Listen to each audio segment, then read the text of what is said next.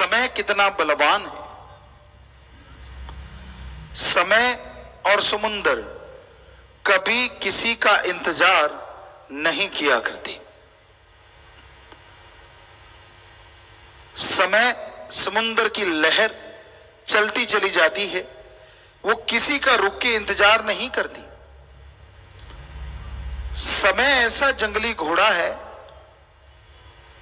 जिसे गर्दन के बाल पकड़ के रोको तो रुक जाए, अगर इंतजार करते रहे तो पूंछ को वो हाथ नहीं लगाने देता। सो कहने का तात्पर्य, समय के अनुसार चलो, समय के साथ चलो तो समय आपका साथ जरूर देगा। और समय की कदर नहीं करी, आलस्य में पड़े रहे तो आलस्य इंसान को निकम्मा कर देता है, कभी भी इंसान को जिंदगी में खुशियां नहीं लेने देता। इंसान की फितरत सी हुई पड़ी है, कर लेंगे, हो जाएगा, देखेंगे। क्या देखोगे, क्या कर लोगे? इंतजार मत करो। कल जो करना है वो आज, और आज वाला अब। कल करे सो आज कर, आज करे सो अब, पल में प्रलय आएगी फिर करेगा कब। कबीर साहब जी के पवित्र वचन कि कल कल करता रहता है, मैं फिर देखूंगा। आज के नौजवानों को देखा, कर लेंगे, हो जाएगा, आप टेंशन क्यों लेते हो? और जब नहीं हुआ, चल फिर से ही, फिर देख लेंगे, जैसा अब देख लिया वैसा फिर देख लोगे। जरूरी है समय के साथ चलिए। हमसे लोग बहुत पूछा करते हैं, क्योंकि हम 30 नेशनल गेम खेले हैं, इंटरनेशनल कोच हैं, गुरु पीर फकीर सतगुरु मौला ने कृपा की, वो फकीर हैं। हम नॉन मेडिकल के स्टूडेंट रहे, तो ये सब तालमेल कैसे बैठता था? क्या ये संभव है? आज के बच्चे तो पढ़ना ही बंद कर देते हैं अगर गेम खेल रहे हो, कि भाई मैं प्लेयर हूं। और हम 30 नेशनल गेम खेलते थे, पर असूल था कि हां, सुबह 4 से 6 पढ़ना ही पढ़ना है, चाहे कुछ भी हो जाए। डेली सिर्फ 2 घंटे रोजाना देते थे, और पेपरों के टाइम भी खेला करते थे। क्योंकि टेंशन उनको होती है जो समय का साथ नहीं चलते। किताबों पे धूल जम जाती है, जब पेपर आते हैं घबराहट हो जाती है, टेंशन हो जाती है। सारा टाइम तो खेलते रहे, अब पेपर आ गए तो वजन भी कईयों का कम हो जाता है, मुंह छोटे छोटे निकले होते हैं। हम ऐसे अंदाजा लगा लेते हैं, अच्छा इस कॉलेज स्कूल का भी पेपर होने वाले हैं, क्योंकि बच्चों के फेस से पता चल जाता है। पर अगर रेगुलरली लगातार आप फॉलो करते रहें कि भाई मैंने स्टडी करनी है तो 2 घंटे करनी ही करनी है, बाकी 22 घंटे खाली हैं, लेकिन आप नहीं करते, तो इसी तरह बिजनेस है, व्यापार है, काम धंधा, और राम का नाम, राम नाम को आप बहुत पेंडिंग छोड़ देते हो। चलो चलो फिर कर लेंगे ना। एक बात सुनाते, एक सज्जन की चिट्ठी आई, कहने लगा मैंने सोचा कि अब मन से लड़ना है, शुरुआत कर ली। मन होता है नेगेटिव थॉट्स, आदमी के अंदर जो नेगेटिव थॉट्स आते हैं उससे हमारे धर्मों में मन कहा गया, और पॉजिटिव थॉट आते हैं आत्मा की आवाज, रूह की आवाज। तो कहने लगा कि अब मन को रगड़ के रख देंगे, मन की बात सुननी ही नहीं है। कहते मैंने ये सोचा, और सबसे पहले ये सोचा कि आज शाम की रोटी कम खाएंगे, ताकि आलस्य कम आएगा। सुबह जल्दी उठ जाएंगे, 4 बजे 3 बजे राम वाहिगुरु ईश्वर का नाम लेंगे।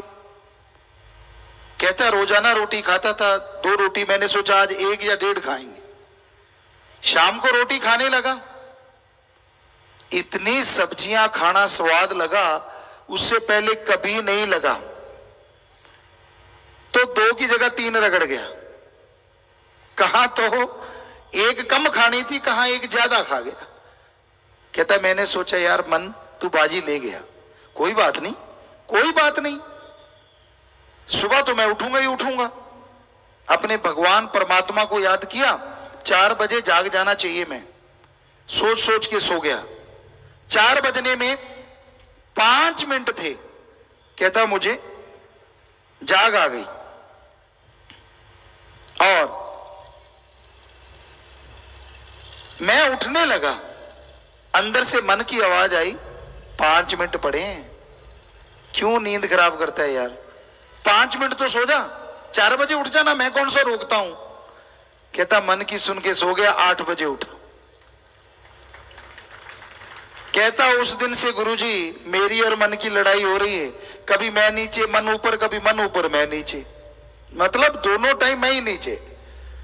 तो ये हकीकत है, परमात्मा का नाम लेना हो ना तो आदमी को यूं लगता है जैसे बोझ उठाना हो। गप्पे मारनी हो जितनी मर्जी मरवा लो, चुगलियां करवानी हो जितनी मर्जी करवा लो, चटकारे ले लेके करते हैं। एक चुगली सुनेगा दूसरा का अच्छा फिर क्या हुआ, ऐसे लगता है यार कोई मतलब पता नहीं क्या चल रहा है। इतने सचेत होके कान खड़े हो जाते हैं, हाँ फिर बोल, मतलब इतनी उत्तेजना देते सामने वाले को लगता है मैं हीरो हूं कि मैं सुना रहा हूं यार कुछ नई चीज है। तो ये है मन के कारनामे, नफस शैतान मन। तो मन से लड़ना यानी अपनी हैबिट को चेंज करना सबसे बड़ी बात है, क्योंकि हमने हर धर्म को पढ़ा है। हमारे हिंदू धर्म के पवित्र वेद गीता, रामायण, महाभारत, सिख धर्म की पवित्र गुरबाणी, इस्लाम धर्म की पवित्र कुरान शरीफ, कुरान मजीद, ईसाई धर्म की पवित्र बाइबल, शेख फरीद, नामदेव, धन्ना भगत, रविदास जी, पढ़ा ही नहीं, उन पे रिसर्च किया कि एक एक लाइन का मीनिंग्स क्या है, मतलब क्या है। और आपको सच बताएं, सभी में बात 99.9% एक ही है, इंसान को इंसान से जोड़ना और इंसान को अल्लाह वाहिगुरु राम से जोड़ना।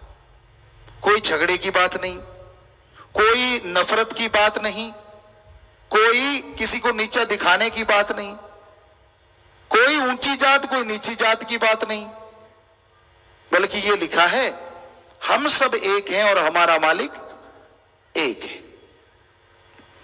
हमारे हिंदू धर्म की बात करें,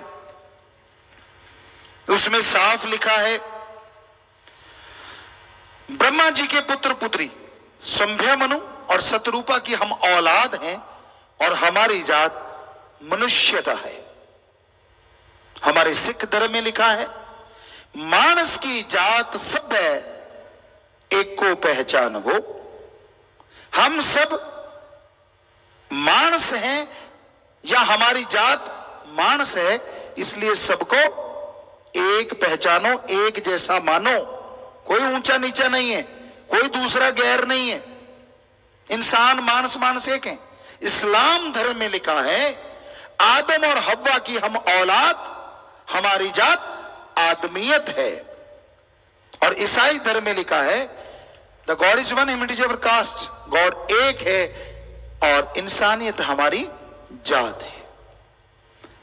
अब उदाहरण के तौर पे पानी को अगर जल कह देंगे, जल को अगर नीर या वाटर कह देंगे तो क्या उसका स्वाद बदल जाएगा जी? नहीं बदलता ना, सिर्फ भाषा बदली है। तो उसी तरह धर्मों की भाषा बदली है, सबने बात एक ही कही है, हम सब एक हैं और हमारा मालिक एक है। ब्लड ग्रुप अगर सेम हो तो हिंदू का खून मुसलमान के, मुसलमान का सिख के, सिख का ईसाई के, ईसाई का फिर से हिंदू के, या इस देश का उस देश, छोटी जात वाले का बड़ी जात के, बड़े का छोटी जात के, खून लग सकता है कि नहीं? अगर ब्लड ग्रुप सेम हो, लग सकता है ना जी? क्या ऐसा होता कि ये तो बड़ी जात वाला है भाई, इसकी नाड़ियों में तो घी दूध बहता है और छोटे के पानी, ऐसा है जी? नहीं ना। तो फिर ये कहां से आ गई जात पात? ना पवित्र वेदों में है, ना किसी धर्म में है। तो ये इंसान का ही किया धरा है। तो हम सब एक, हमारा मालिक एक, ये हमेशा याद रखिए। फिर आप किसी से नफरत नहीं करेंगे। और यही धर्मों में लिखा है कि ईश्वर को पाने के लिए ईश्वर की औलाद से निस्वार्थ भावना से प्रेम करो। जिन प्रेम किया तिन ही प्रभ पाया। ही पे जोर दिया हमने कि जो आपस में बेगर्ज प्यार करते हैं वही मालिक को पा सकते हैं, दूसरा नहीं पा सकता। Love is God, God is love. ये आदमी के लिए नहीं है, भगवान के लिए। प्यार ही परमात्मा है और परमात्मा ही प्यार है। तो फिर नफरत कहां है, किस धर्म में? कहीं भी तो नहीं। अल्लाह की औलाद से इस्लाम धर्म की बात सुना देते हैं। आपका पड़ोसी भूखा है और आप भरपेट खाते हो, नवाज अता करते हो, पर अगर आपके पड़ोसी को आपने खाना ना दिया जानते हुए भी और वो मर गया तो आपकी की गई इबादत खाक में मिलेगी। कितनी बड़ी बात कही है कि आपस में प्यार होना चाहिए। पड़ोसी कहां है? कोई भी हो सकता है पड़ोसी, तो जो भूखा है, जिसको जरूरत है, कहने का मतलब जरूरतमंद की मदद करना चाहिए। वही बात आ गई, प्यार, बेगर्ज प्यार होना चाहिए। हमारे धर्मों में प्यार से नहीं रोका जाता। जितना मर्जी प्यार करो, लेकिन प्यार की आड़ में जो बहसी पना करते हो, हवशी पना करते हो, वो गलत है। हमारी संस्कृति तो वो संस्कृति रही है जो स्वयंवर रचा करती थी। हजारों साल पहले लड़की के हाथ में हार होता था और बताया जाता था लड़का कैसा है और उसको चुना जाता था। तो हमारी संस्कृति तो प्यार सिखाने वाली है। हमारी संस्कृति प्यार से दूर नहीं करती। ये बच्चों को गलत फहमी है, पर प्यार की आड़ में यूज एंड थ्रो, ये गलत है। होता क्या है, आप भावुक हो जाते हैं और भावुकता में आपको यह नहीं पता चलता सामने वाला सही है या नहीं है। आज फेसबुक पे हमने कल शूट किया है, आज आएगा हार्ट टचिंग स्टोरी। आप चेक कीजिएगा और आपको पता चल जाएगा कि हम क्या मैसेज देना चाहते हैं। फेसबुक है, इंटरनेट पे आप दोस्ती कर लेते हैं। आपको क्या पता जो चैट कर रहा है वो कौन है? वीडियो चैट करते हैं तो भी आपको क्या पता जो वीडियो के सामने बैठा है वो किस खसलत का मालिक है। हमारे पूर्वज होते थे, हमारे बुजुर्ग चेक करते थे, पता चलता था घर परिवार का। हम नहीं कहते कि आप चेक नहीं कर सकते, लड़का लड़की भी चेक कर सकते हो, पर कोई भी रिश्ता जोड़ने से पहले, थोड़ा सा भी आगे बढ़ने से पहले जरूर चेक किया करो कि जिससे आप रिश्ता जोड़ने जा रहे हो वो है कैसा। कहीं नशेड़ी तो नहीं, समाज में कहीं बदनुमा धब्बा तो नहीं। कम से कम इतना तो माइंड अप्लाई कर लिया करो। बाद में रोते रहते हो और फिर पछताए होत क्या जब चिड़िया चुग गई खेत। जब आपका इस्तेमाल ही कर लिया तो फिर रोने से क्या फायदा। इसलिए संत हर कदम पे आपके गाइड होते हैं, गाइडेंस देते हैं आपको कि बेटा इस राह पे चल और इस तरह से चल। क्यों? क्योंकि उन्होंने धर्मों को पढ़ा होता है और धर्म कभी किसी को गलत नहीं सिखा सकते। हम गारंटी देते हैं, हिंदू, मुस्लिम, सिख, ईसाई, ये 4 धर्मों को हमने रिसर्च किया और ये चारों धर्मों का एक एक शब्द हर किसी के भले के लिए है, हर किसी के फायदे के लिए है, नुकसान के लिए नहीं है। हम एक शेर कहा करते हैं, आपकी सेवा में अर्ज करेंगे।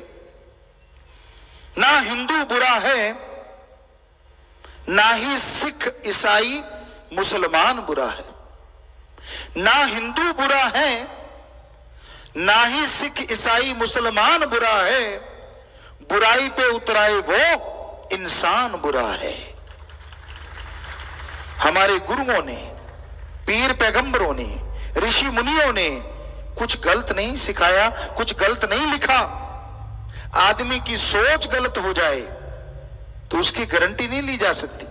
तो आदमी गलत हो सकता है, धर्म गलत कोई भी नहीं है, ये हम आपको गारंटी देते हैं। क्योंकि धर्म का मतलब धारण करना, अपनाना, जोड़ना, तोड़ना नहीं। धर्म शब्द का मतलब ये है, धारण कर लो, अपना लो, इंसान को इंसान से जोड़ो, इंसान को ओम हरि अल्लाह वाहिगुरु राम से जोड़ो, इंसान को प्यार मोहब्बत से जोड़ो, पर बेगरज निस्वार्थ प्यार होना चाहिए, उसमें स्वार्थ नहीं होना चाहिए।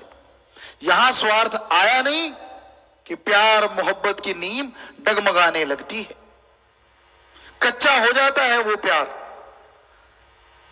रिश्तों को निभाना स्वार्थ नहीं होता।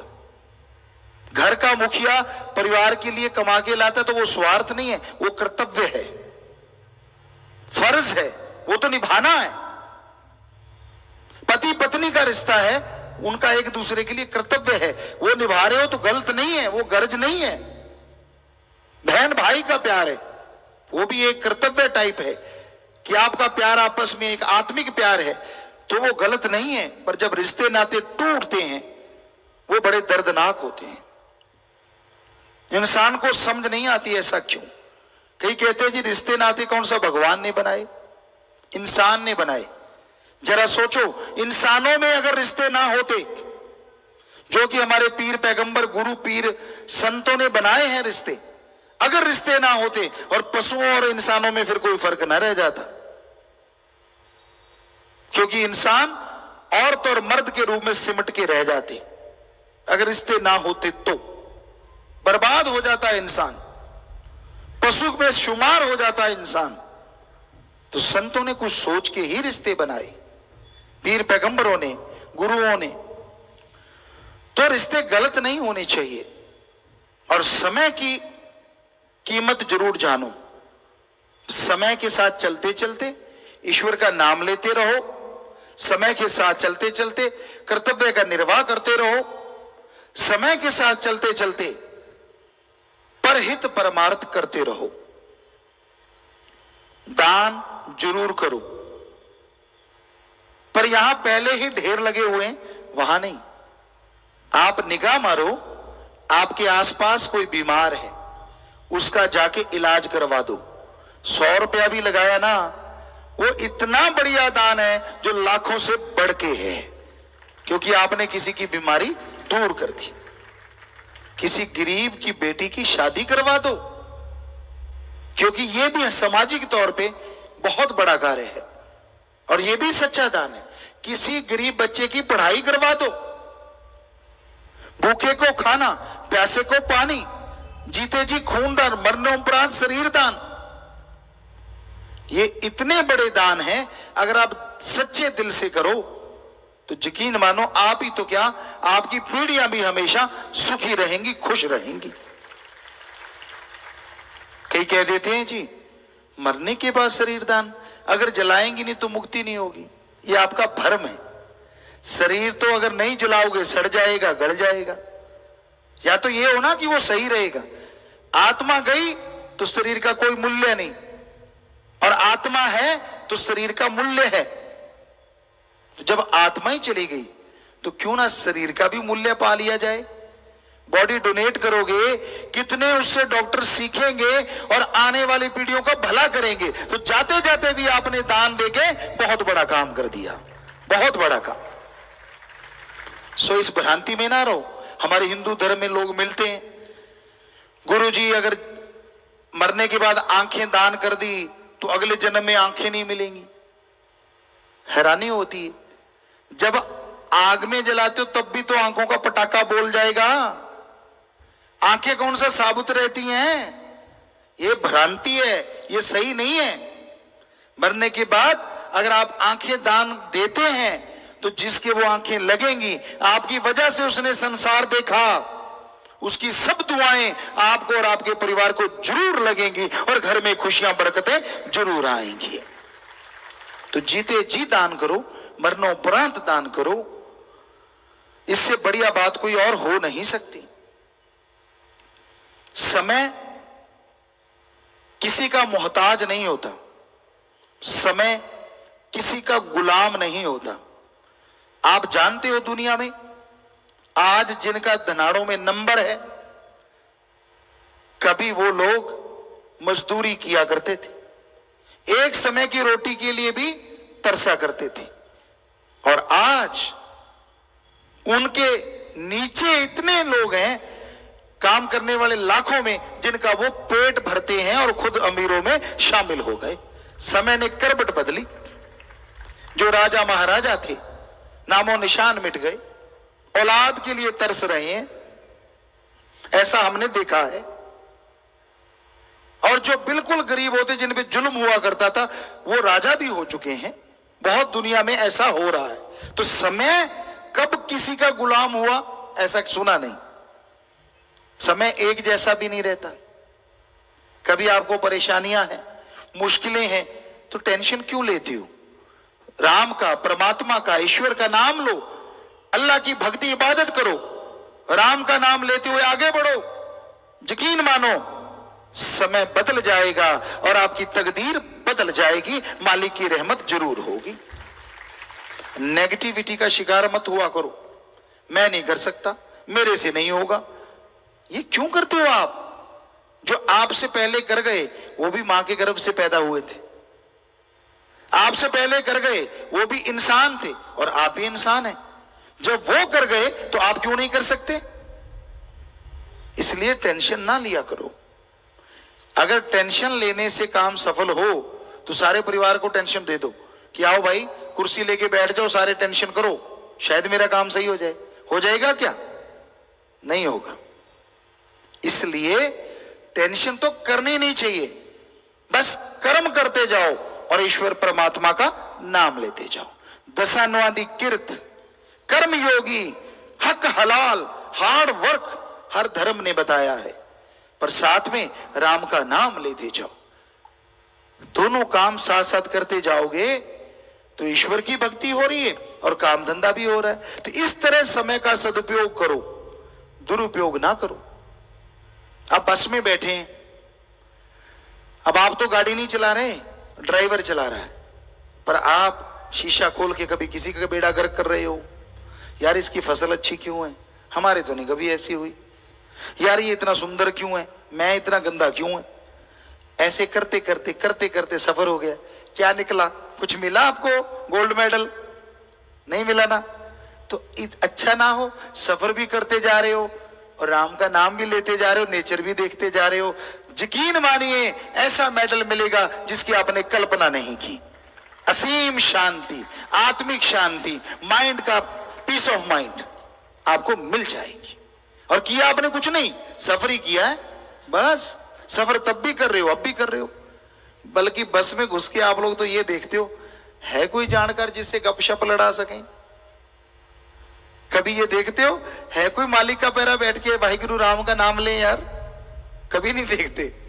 बल्कि ये होता है कोई चुगली निंदा बहनें ये देखती हैं, भाई भी देखते हैं आजकल बराबर है। कौन सी बैठी? अच्छा हाँ, फिर हो जाता प्रोग्राम शुरू। ले तेरे की, दे तेरे की। जब तक कई बार तो स्टेशन ही भूल जाते हैं, वो बेचारा कंडक्टर शोर मचाता है, उतर जाओ आ गया। इतने मस्त हो जाते चुगली निंदा में, दे तेरे की। तो कुछ मिला क्या उससे? कभी अखबारों में नाम आया कि आपने मेडल जीत लिया चुगलियां कर करके? वैसे चुगली का कंपटीशन हो, पता नहीं आदमी जीते क्या औरत, पता नहीं, पर सब प्लेयर हैं ये पक्का है। बिना किसी ट्रेनिंग के हर किसी ने ट्रेनिंग ले रखी है।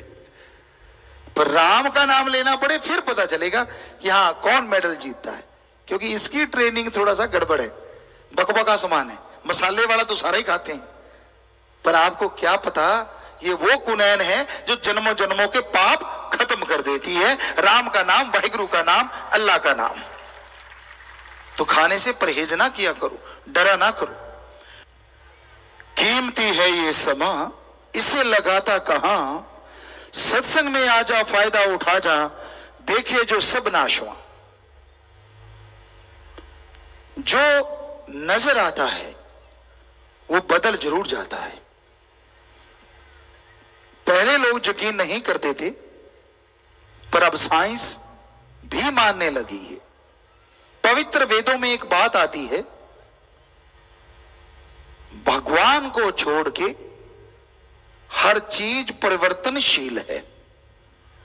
और साइंस अब क्या कह रही है? चंद्रमा में भी परिवर्तन हो रहा है, सूरज में भी परिवर्तन है, धरती में तो निरंतर परिवर्तन हो रहे हैं, और आदमी में भी परिवर्तन हो रहा है। तो उनके हजारों साल पहले कही गई बात आज साइंस प्रूव कर रही है कि वाकई हर चीज में बदलाव निश्चित है। अगर बदलता नहीं तो भगवान वाहिगुरु राम अल्लाह गॉड वो सच था, वो सच है और वो सच ही रहेगा।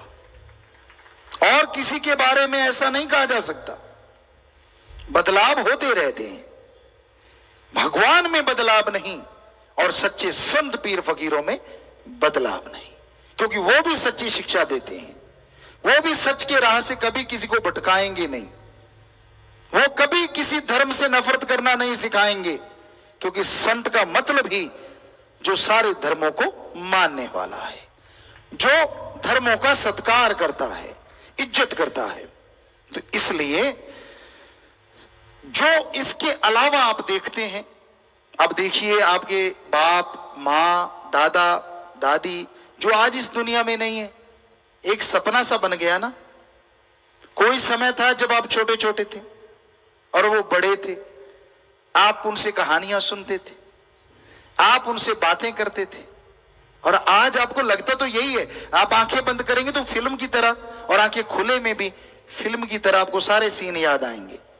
कैसे बचपन में मां ने बाप ने प्यार दिया, कैसे लाड़ लड़ाए, कैसे डांट डांट के पढ़ाया, कैसे इस काबिल बनाया कि आज आपका रुतबा है, आपकी शोहरत आती है ना, सब चीजें याद। लेकिन नहीं दिखते तो वो मां बाप। क्यों? परिवर्तन निश्चित है, बदलाव तो आएगा। और तिल बड़े नराई घटे जो लिख दी करतार, लेखे तेरे श्वास की रास।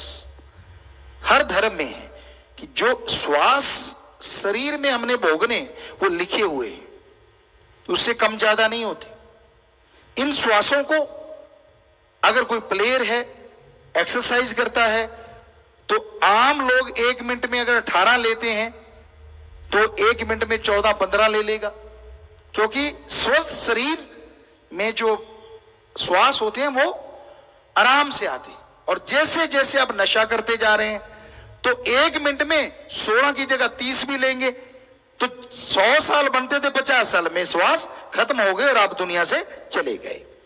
तो ये समय अवधि आपके हाथ में, श्वास भगवान परमात्मा ने दिए, पर कितने टाइम में उसे पूरे करते हो ये आप पे निर्भर करता है। तो इसलिए पहले हजारों साल की जिंदगी हुआ करती थी। आपको यकीन नहीं आता कैसे होता था? जैसे ऋषि मार्कंडे हजारों साल के, कागभूषुंड हजारों साल के, कैसे होता था ये? प्राणायाम, श्वास को अंदर भर के अटका देते थे, 10-10 मिनट ही श्वास नहीं लेते थे। कहां 1 मिनट में 16 और कहां 10 मिनट में 1, कैलकुलेट कर लो। अगर 100 साल बनता है कि 1 मिनट में 16 लेंगे और उन्होंने 10 मिनट में 1 लिया, तो कितने साल हो गए? हजारों में गिनती जाएगी।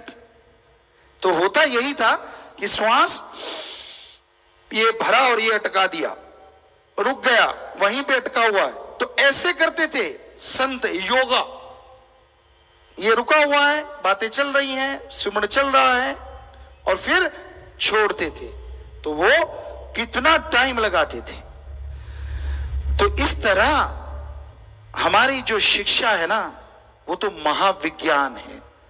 कोई बुरा ना माने, हम चैलेंज करते हैं साइंस को। साइंस तो बेचारी कल बनी है, धर्म महाविज्ञान हजारों साल पहले बने थे। हमारे ये चैलेंज है, क्योंकि साइंस कभी माइंड को ऑक्सीजन नहीं दे सकती, जितना मर्जी जोर लगा लो, और धर्म चुटकियों में माइंड को ऑक्सीजन दे देता है।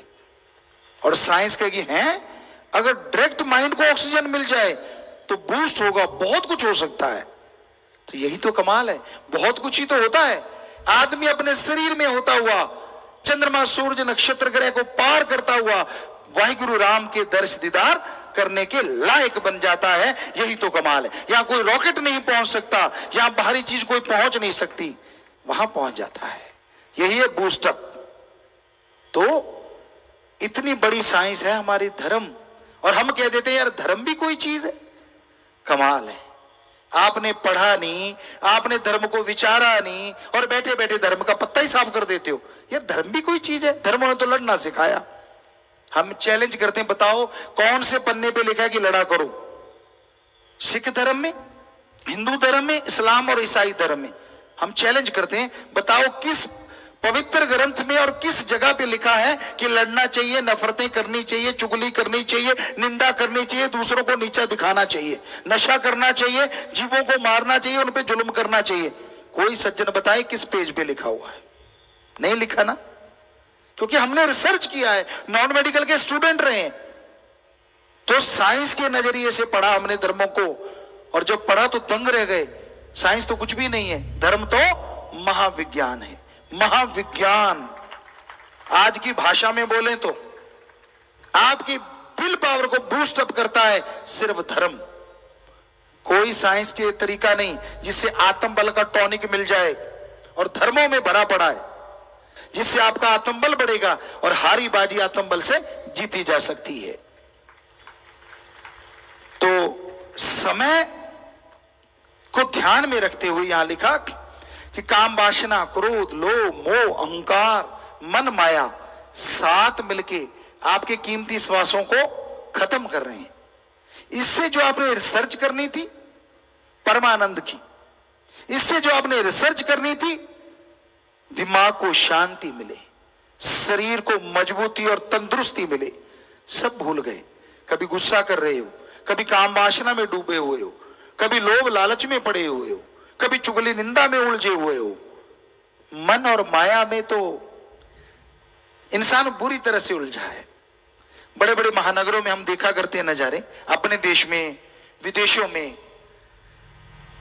राजस्थान में जन्म हुआ हमारा, बीकानेर साइड में, तो हम देखा करते थे बरसात की ऋतु से पहले चींटियों का दल बाहर निकलता, छोटे छोटे अंडे लेके। शायद आप में से भी कई सज्जनों ने देखा होगा कभी कभार। छोटे छोटे अंडे होते हैं व्हाइट कलर के, और वो चींटियों का दल भाग रहा होता है। तो पता चल जाता है कि अभी बरसात आने वाली है, क्योंकि धरती में हीट पैदा होती है या कोई कनेक्शन होता है। आम अंदाजा लगा लेते थे कि यार ये शिफ्टिंग जो हो रही है ना, तो कोई चीज आने वाली है, और होता भी वैसा ही था। तो वो बेचारे अपने अंडे, उनके लिए वही सबसे बड़े पैसे हैं, अंडों को लेके जाना, अपने बच्चों को लेके जाना, भाग रहे होते हैं स्पीड से। और जब हम महानगरों को देखते हैं वहां आदमी भाग रहे होते हैं। कहां जा रहे हैं भाई? ये दफ्तरों में, ये फलां जगह। बुरा ना मानिए, असल में तो सारी माया का काम है ना। माया कमाने जा रहे हैं जहां जिधर मर्जी जा रहे हो। वो चिंटियों वाला दल लगता है, बस फर्क ये है उनकी 4-5 टांगे होती है, इसकी 2 है। ये सर्वश्रेष्ठ है, वो बेचारे पांव के नीचे मसले जा सकते हैं। भाग रहे होते सारे के सारे। तो माया का जाल। हम नहीं कहते पैसा ना कमाओ, हम नहीं कहते कि पैसा नहीं कमाना चाहिए, पर सिर्फ पैसा ही कमाना चाहिए ये किस धर्म में लिखा है? आप रोबो नहीं बनना। आप गाड़ियों पे बैठ के आए होंगे, पेट्रोल डलवाते हो, फिर चल पड़ती है, डीजल डलवाया चल पड़ी, फिर मोबिलाइल जो है वो चेंज करते हो, मोबिलाइल जो भी आप करते रहते हो, फिल्टर चेंज कर लिए, गाड़ियां चलती रहती हैं। तो कहीं आप तो नहीं रोबो बन गए, गाड़ी बन गए?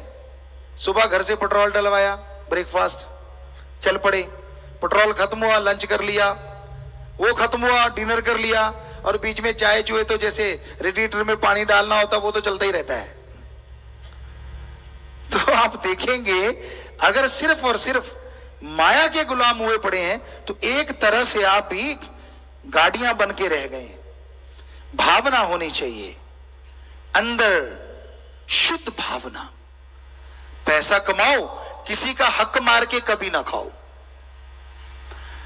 क्योंकि जब किसी का हक मार के खाते हो तो तकलीफ बहुत बढ़ जाती है। हक पराया नानका, उस सुअर उस गाय, गुरपीर हमाता भरे या मुर्दार ना खाए। क्योंकि गुरु नानक देव जी के समय उनको मानने वाले हिंदू धर्म था और मुसलमान धर्म था। सिख धर्म 10वें पातशाह श्री गुरु गोविंद सिंह जी महाराज ने बनाया। तो उससे पहले गुरु जी ने क्या कहा? हक पराया नानका, पराया हक खाना। गुरु जी कह रहे हैं उस सुअर उस गाय, मुसलमान के लिए ऐसे जैसे सुअर का मांस, और हिंदू के लिए ऐसे जैसे गऊ का मांस। गुरपीर हामाता भरे या मुर्दार ना खाए। गुरु पीर पैगंबर तो साथ देंगे अगर कोई ये मुर्दार मरा हुआ पशु गौ का या सूअर का मांस नहीं खाए, यानी किसी का हक मार के जो नहीं खाते, गुरु पीर फकीर परमात्मा से प्रार्थना करते हैं और उन पे कृपा भगवान की जल्दी बरसती है। यही सच है। कबीर जी ने लिखा है, माया होई नागणी जगत रही ढहकाए, जो इसकी सेवा करे उसको ही ये खाए। पाप जुल्म की कमाई नागणी की भांति होती है।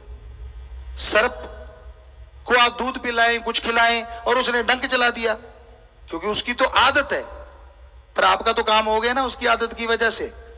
तो ऐसे ही पाप जुल्म की कमाई होती है। जुड़ती चली गई, पैसा आता चला गया, शरीर में 36 रोग हैं, चला परेशानियां हैं, घर में बीमारियां हैं, लड़ाई झगड़े हैं, नफरतें हैं, कभी एक्सीडेंट हो गया तो बना बनाया घर बार उजड़ गया, कभी कुछ हुआ तो कभी कुछ। क्या माया के ढेर ने आपकी जिंदगी बचाई, या क्या उस ढेर से दोबारा से आप अपने बच्चे की, अपने मां बाप की जिंदगी खरीद के बाजार से ला सकते हो? नहीं। क्या आप सोने की अशरफियां खाते हो या हीरे जवाहरात? नहीं ना। खाते तो वही रोटी सब्जी पानी। तो ठगी बेईमानी क्यों? हमारे धर्मों में लिखा है, कड़ा परिश्रम करके खाओ। हिंदू धर्म में श्री कृष्ण जी भगवान, उन्होंने खुद कर्म किए।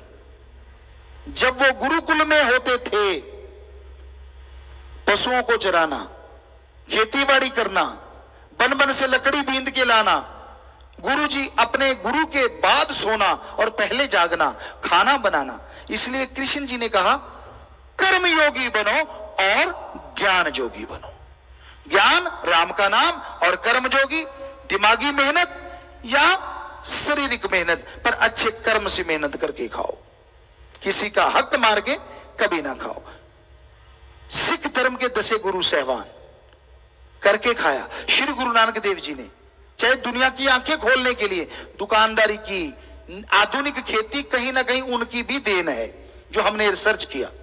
पहले लोग सीधा छींटा देते थे, उन्होंने बताया कि पौधे को ऐसे ऐसे रोपना चाहिए, जैसे धान के पौधे या और पौधे, उस समय खेती होती थी। तो उन्होंने खुद मेहनत की। इसलिए क्या लिखा है सिख धर्म में, 10 नौआं दी किरत करो और वाहिगुरु का नाम जपो। इस्लाम धर्म के पैगंबर मोहम्मद साहब उस समय पशु चराया करते थे, पशु धन, वो पशु चराते थे। उन्होंने लिखा, हक हलाल की रोजी रोटी खाओ और अल्लाह की इबादत कलमा अदा करो। ऐसे ईसा मसीह जी के समय उन्होंने लिखा, हार्ड वर्क करो और गॉड्स प्रेयर करो। और कबीर जी ने लिखा, मांगन मरन समान है, अरे मत को ही मांगो भीख, मांगन से मरना भला, ये सतगुरु की सीख। कर्म करके खाओ, मेहनत की करके खाओ, शारीरिक मेहनत चाहे दिमागी मेहनत, किसी का हक मार के ना खाओ। जिसका आपने हक मारा है उसके अंदर से बद्दुआएं निकलेंगी। वो आपका कुछ बिगाड़ नहीं सकेगा क्योंकि आपके पास पावर है, लेकिन उसकी दुआएं बद्दुआओं को आपकी पावर नहीं रोक सकेगी। अगर बद्दुआएं मिली तो फिर आप ही नहीं, आपकी पीढ़ियों को भी वो फल भोगना पड़ेगा। यार, जिस घर में प्यार मोहब्बत ही नहीं है, जिस घर में तंदुरुस्ती नहीं है, जिस घर में 4 मेंबर हैं, 2 का मुंह उधर 2 का मुंह उधर, आप उस घर को क्या समझते हैं? जा घट प्रेम न संचरे सो घट जान मसान, जैसे खाल लोहार की सांस लेत बिन प्राण। जा घट प्रेम न संचरे, जिस शरीर में, जिस घर में आपस का प्यार और ओम हरि मालिक का प्यार नहीं है, वो इस तरह से है जैसे लोहार की खाल होती है।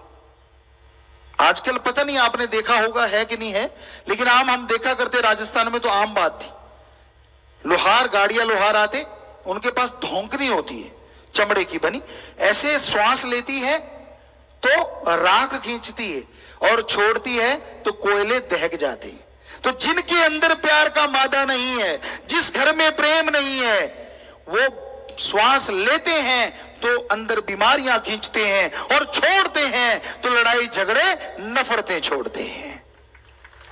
इसलिए लिखा, जा घट प्रेम न संचरे सो घट जान मसान, जैसे खाल लोहार की सांस लेत बिन प्राण। इसलिए आपसे प्यार जरूरी है, ये हमारी संस्कृति है। और हम उन सबको बहुत बहुत आशीर्वाद कहेंगे। यहां जो लोग बैठे हैं, 5-5 भाई इकट्ठे रह रहे हैं, मां बाप उनके घर में रह रहे हैं, आगे उनकी औलाद इकट्ठी रह रही है। ये है हमारी संस्कृति, ये है हमारा धर्म। कई बार होता है, झगड़े हो जाते हैं, भाई भाई से अलग हो जाता है, कोई गुनाह नहीं है, लेकिन फिर भी आपसी भाईचारा और प्यार तो है। उनको भी हम आशीर्वाद कहते हैं कि शाबाश, आप भी अपनी संस्कृति को निभाए जा रहे हो। मां बाप की निंदा कभी नहीं करनी चाहिए, क्योंकि मां और बाप की जो निंदा करता है, आप उसे एक बात पूछना, तेरे अंदर खून किसका है? बस बात ही खत्म हो जाएगी। कि तू जिस मां बाप की निंदा कर रहा है कि वो बुरे हैं, तो तेरे अंदर भी तो खून उन्हीं का है, तू कहां से अच्छा हो गया? इसलिए दोस्त वही होता है जो सही बात कह दे, और दोस्त वही होता है जो रोक दे। चापलूसी दोस्ती से बचो। मान लीजिए कोई मां बाप की बुराई कर रहा है और आप उसके दोस्त हैं और आप सुने जा रहे हो, कैसे दोस्त हो यार? उसको रोको, नहीं भाई, तू जिनकी निंदा कर रहा है ना, तू भी उन्हीं की औलाद है, मत कर यार ऐसा। ठीक है वो बुजुर्गों गलत होंगे, ठीक है वो सही नहीं चलते होंगे, ठीक है उनके रास्ता सही नहीं है, मान सकते हैं, लेकिन हमारी संस्कृति कहती है निंदा तो किसी की नहीं करनी चाहिए। मां बाप की तो सवाल ही पैदा नहीं होता। क्यों? मां ने 9 महीने गर्भ में रखा है। इसी पे एक छोटी सी बात सिक्किम की आपको सुनाना चाहेंगे। हम वहां गए तो वहां के सीएम साहब थे। हम तो वैसे गर्मी के मौसम में वहां चले गए, सत्संग नहीं करना था। तो पवन ऐसे करके उनका कुछ नाम था, उनके एक सेक्रेटरी थे, वो आए, कह लगे गुरुजी यहां सिक्किम में एशिया में सबसे ज्यादा सुसाइड होता है, टीन एज सुसाइड। बच्चे नशा करते हैं, मां बाप की बात सहते नहीं और पहाड़ से कूद जाते हैं, खत्म हो जाते हैं। बहुत पहले, कई सालों की बात है ये। तो गुरुजी अगर आप समझा सको तो हमने कहा ठीक है, हमारा तो काम ही है। हमने वहां सत्संग शुरू की। पहले दिन 400 लोग आए, बच्चे आए, फिर उन्होंने सुना, अच्छा लगा, फिर 800, फिर 2000। और हमने उन्हें क्या समझाया? हमने इस तरह सत्संग नहीं किया, 2 तरह से सत्संग करते हैं। एक ऐसे, एक माइक दे देते हैं कि आप अपने सवाल कीजिए। तो हमने बच्चों से कहा आप बताओ, तो बच्चों ने शिकायत लगानी शुरू की, मेरी मम्मी ये रोकते हैं, पापा ये टोकते हैं, मम्मा ऐसे करते हैं, ये करते हैं। हमने कहा बिल्कुल सही, बिल्कुल सही। सुनते रहे, सुनते रहे, सुनते रहे। लास्ट में हमने कहा एक बात हमारी सुनो, आपकी बात हम मानेंगे और आपके मां बाप से भी मनवाएंगे, पर आप एक हमारा छोटा सा काम करो। कह रहे गुरुजी क्या करना है? अब टीन एज यानी 13 से 15-16 साल के बच्चे कह रहे बोलो गुरुजी क्या करना है? अभी कर देंगे। हमने कहा 3 किलो की ईंट है, पेट पे बांध लो, 3 दिन सोना, और 3 दिन सोने के बाद हमारे पास आना, हम आपको बताएंगे। बच्चे, आज के बच्चे तो कैलकुलेट कर लेते हैं, बड़े समझदार होते हैं। कहें गुरुजी ये नहीं होगा। क्यों नहीं होगा भाई? 3 किलो की ईंट पेट पे बांध के सोएंगे खाक, अब इधर पासा मारेंगे तो ईंट लगेगी, इधर करेंगे तो। हमने कहा वाकई आप सही हो बेटा। कहते हाँ गुरुजी और कुछ बताओ। हमने कहा सुनो, 3 किलो की ईंट आप 3 दिन नहीं पहन सके, और आपकी मां ने 9 महीने आपको पेट में लेके सोती रही। क्या उसका इतना भी हक नहीं कि वो आपको रोक ले किसी बात से? क्या वो 2 शब्द नहीं कह सकती? गुनाह हो गया। जब ये बात सुनी तो वो रोने लगे बच्चे कि गुरुजी हमें नहीं पता था, हमें कोई ऐसे समझाने ही नहीं आया, आगे से हम ऐसा नहीं करेंगे। और आज की रिपोर्ट ये है कि वहां हमने काफी सत्संग भी की, उन्होंने भी अपनी शिक्षा चलाई, और ईश्वर की कृपा से वो ग्राफ बहुत नीचे आ गया है जो सुसाइड हुआ करता था। तो यार क्या हो गया अगर मां बाप कभी गाली दे दी, कभी रोक देते हैं? कोई मां बाप तो हम नहीं कह सकते, क्योंकि ये कलयुग है कि गलत करता हो पर ज्यादातर हमारी संस्कृति कहती है माँ बाप अपने बच्चे के लिए कभी बुरा नहीं सोचते, अच्छा ही करते हैं। पर कोई कोई हो सकते हैं, क्योंकि कलयुग है, कलयुग में तो कुछ भी संभव है। लेकिन ज्यादा गिनती उन माँ बाप की है जो अपने बच्चों का कभी बुरा सोच नहीं सकते। ये अलग बात है कि उनकी सोचने में और आधुनिक सोच में फर्क हो सकता है, पर फिर माँ बाप को बुरा तो नहीं कहना चाहिए। आप उनकी सुन लीजिए, अच्छी लगे, क्योंकि जो उम्र होती है ना, ये भी एक गुरु होती है। यहां पढ़े लिखे सज्जन बैठे होंगे, आलम फाजिल बैठे हैं। यकीन करिए, जब आप जवानी में थे और जब आप अधेड़ अवस्था में आए और बुजुर्ग में, तो जिंदगी से आपने कितना कुछ सीखा। जितना आपने पढ़ा उससे ज्यादा जिंदगी सिखा देती है। इसलिए बुजुर्गों का निरादर ना किया करो, क्योंकि उनकी जिंदगी का तजुर्बा उनके साथ है, बल्कि लाभ लिया करो। तभी तो हमारे दादा दादी की कहानियां होती थी, क्योंकि वो अपना अनुभव अपने बच्चों को दे के जाते थे, अपनी पूरी जिंदगी का जो निचोड़ था वो बता के जाते थे। और आजकल घर टूट रहे हैं, वृद्ध आश्रम हो गए जी, फलां जगह छोड़ आओ जी, आपके साथी होंगे, आपका दिल लगेगा। अरे बच्चे जो आपके हैं और जो बुजुर्ग हैं, जब बुजुर्ग हो जाता है ना, घर में रहता आदमी बच्चों जैसा हो जाता है। उसका अपने पोते नातियों में दिल ज्यादा लगता है, यार दोस्तों में कम लगता है। आप क्या जानो इन चीजों को, जब आपकी एज आएगी तो पता चलेगा। तो भाई, समय की चर्चा कि समय के साथ साथ आदमी बहुत कुछ सीखता है और समय के साथ साथ आदमी बहुत कुछ छोड़ता है, ग्रहण करता है। छोड़ो अवगुण और ग्रहण करो गुण। सीखो अच्छा करना। यार सोच के देखो आप लोग, इस दुनिया में हम कितने लोगों को आज भी याद करते हैं। वो जो क्रांतिकारी थे, जिन्होंने देश को आजाद करवाया, वो सेना नायक, आर्मी के जवान जिन्होंने हमारे देश के लिए बहुत बड़ी कुर्बानियां की, वो जो भगवान समान थे, गुरु सहवान, पीर पैगंबर, ऋषि मुनि, आज भी हमारे दिलों में उनके लिए सत्कार है कि नहीं।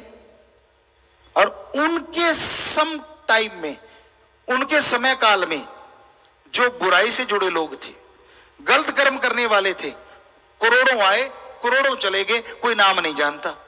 तो आप क्या बनना चाहते हैं? हम नहीं कहते कि आप अपना नाम कमाने के लिए जियो, नहीं, कम से कम जैसे आप हो इंसान, पशुओं से तो कम से कम अच्छी जिंदगी जियो।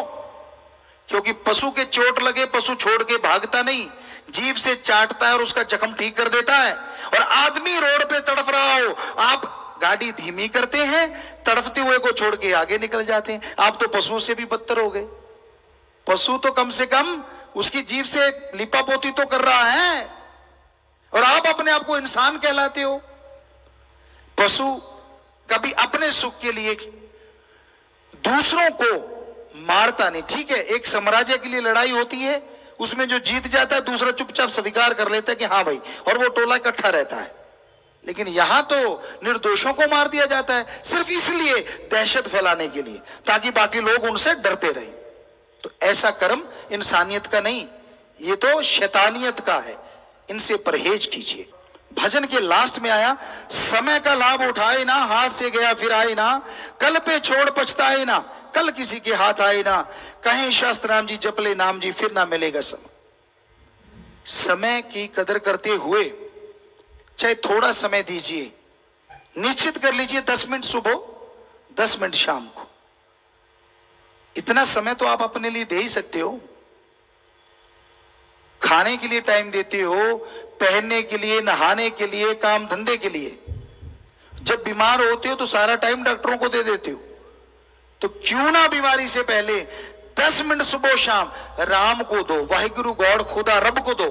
यकीन मानो शायद आप डॉक्टरों को वो टाइम देना ही ना पड़े, पहाड़ जैसे रोग कंकर में बदल जाएं, क्योंकि सर्व रोग का औखुद नाम कल्याण रूप मंगल गुणगाम। सभी रोगों की मुकम्मल दवा है ईश्वर का नाम, पर सच्ची भावना से 10 मिनट दो ना, तो फिर 10 मिनट राम का नाम जपो। 10 मिनट में रोटियां ना बनानी शुरू कर देना, 10 मिनट में बिजनेस व्यापार ना करने लग जाना। इधर बैठे हो राम राम राम और अंदर प्रोग्राम चल रहा है, आज दुकान पे वो आएगा उसको ऐसे लूटेंगे, राम राम राम राम राम। ये तो गड़बड़ है, ये तो गलत है। कम से कम 10 मिनट तो दिए हैं आपने, कम से कम 10 मिनट तो राम ही राम करो ना। तो अगर सिर्फ 10 मिनट भी सुबह और 10 मिनट शाम सच्ची भावना, श्रद्धा से, एकाग्रता से आप ये गुरुमंत्र आपको लिया हुआ है उसका जाप करें, हम आपको गारंटी देते हैं कुछ महीनों में, क्योंकि 10-10 मिनट तो 20 मिनट हुए ना एक दिन के, कुछ महीनों में आपके अंदर परिवर्तन ही नहीं बल्कि अंदर से कुछ ऐसे नजारे नजर आ सकते हैं जिसकी पहले आपने कभी कल्पना नहीं की। ये हमारी गारंटी है।